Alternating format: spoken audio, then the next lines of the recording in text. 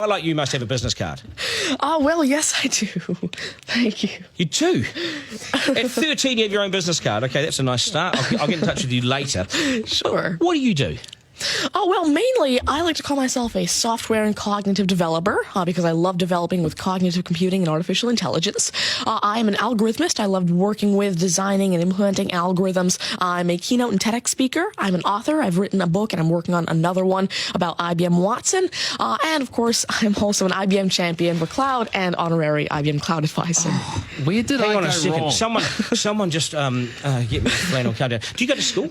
Well, I'm currently homeschooled in grade 8, going to grade 9 now. Wow. OK, so you're bright. Artificial intelligence, it's taking over the world. Is that fair to say?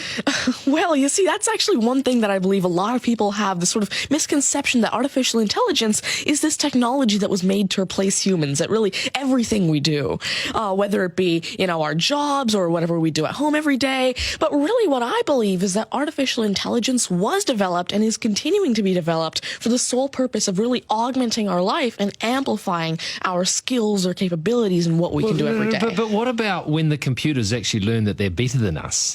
Well, you see, that's sort of called a singularity of artificial intelligence, at which point artificial intelligence has surpassed human intelligence to the point that we cannot control it. But really what I believe at this point, artificial intelligence, I won't go into the details right now since we're limited on time, but the thing is right now, artificial intelligence itself as a technology is so foolable and so primitive that either A, we won't reach that singularity point, or B, if we do, it's a very long ways off. Do you understand that, Mark? No. I couldn't. I wanted to take notes for the exam at the end of it. You lost them in the first sentence. Could I perhaps offer you a golf ball? There you go. Thank you very much. You do this YouTube channel, which you teach people. What is that all about, and who is your target audience? Yeah, sure. Now, I actually have a YouTube channel called Tanmay Teaches that I've been running for around 6 years now, and it has over 144 videos and now 22,000 subscribers. And so on it, I love to teach about computing, really programming, these algorithms that I develop, machine learning especially, math, science, and especially technologies like IBM Watson. Because, of course, I like to share my knowledge because I realize that there's this lack of resources for people to learn about technologies like AI, which is why I absolutely love sharing my knowledge through, of course, these YouTube videos, the books that I'm authoring, the keynotes that I have, and really Watson comes in here in such a great way because Watson allows me... What's Watson? Sure. Well, Mark thinks he's a golfer, but what is Watson? Now, IBM Watson is essentially a cognitive system that allows developers to incorporate cognitive and machine learning into their applications without having to code in the actual intelligence.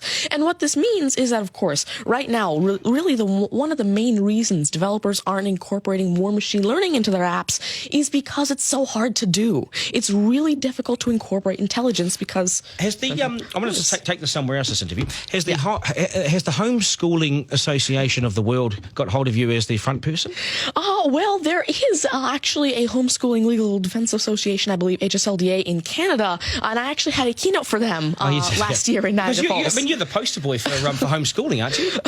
Well, I did have a keynote for them, and I talked a lot about the advantages of homeschooling and why it's great for kids who want to go into different and really targeted subjects. Okay, I want to get right down to business now.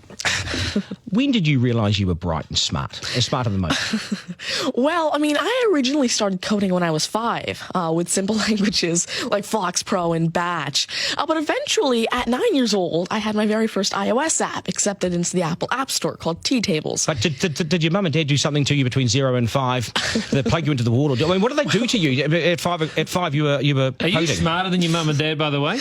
Well, I have. My dad used to work as a computer programmer, but he used to work with simple regular programming languages like Fox Pro, Batch, a little bit of C, etc. But you see, now I'm really interested in artificial intelligence and how it can actually be implemented on all these different platforms. You'd be a nightmare to teach. You'd be an absolute nightmare to teach, wouldn't you? Because you'll be smarter than the lecturers, and you would be. I never want to get in an argument with you, ever. But I would like to see you on a quiz show because I think you would nail that. Well, you see, there is one thing that I've been working on, and it's essentially an app called Ask Tanmay, an NLQA system. And so essentially, it's a system that can take your natural language questions and answer them for you using Watson and artificial intelligence. And actually, the original reason why I made Ask Tanmay, there's an Indian version of the Who Wants to Be a Millionaire show called KBC, which I originally wanted Ask Tanmay to play. So that actually ties in quite a bit with what I wanted to do. It's nice to see you. Do you get because you're homeschooling? you wouldn't go to school dances and things like that, would you? School socials and things? Do you go to them? Well, I actually used to be regularly schooled until grade 6. Right. Then I became homeschooled, and so of course I still do have my This is friends still from a school. victory for public schools. Take that golf ball Yep. and bring it back to me when you've actually worked out a way in which it'll always go straight. Because I think you could do it. Technically, using a genetic algorithm or something. I knew there'd be an answer. Hey, it's brilliant to meet you. You're a complete inspiration. Thank you. And I hope my son was watching, a 7-year-old son. Message to Buster Garner, you got work to do, mate. Do your homework, and we got to sharpen things up. Nice to see you. Thank you very All much. the very best. Thank You're you. amazing. Thank you. You're amazing. Okay, news is next, and then we are joined by today's panel, which won't be as smart as this guy, but they'll still be good, and we will head back to some of the beach as well for a game of 9 and 10. So much pressure now on the contestant in 9 and 10 just to rip through it and get it right. That's coming up after 8.